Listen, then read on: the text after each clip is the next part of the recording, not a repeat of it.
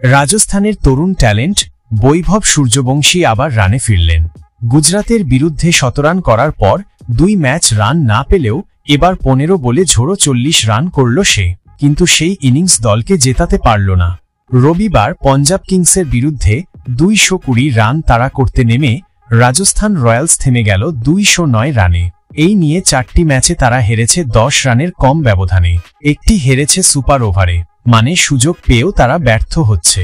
শুরুটা হয়েছিল দারুণ। প্রথম ওভারে যশস্বী নিয়েছিল ২২ রান, কিন্তু সেই আগ্রাসন থেমে যায় হরপ্রীতের বলে। আউট হওয়ার পর কিছুক্ষণের জন্য বোবা হয়ে দাঁড়িয়েছিল বৈভব। মনে হচ্ছিল আরও বড় ইনিংস খেলতে সে মাঠে এসেছিল।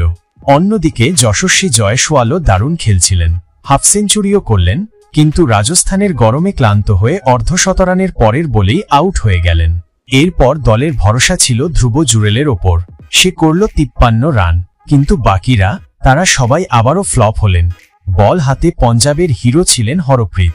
৪ ওভারে ২২ রানে ৩ উইকেট তিনি নিলেন।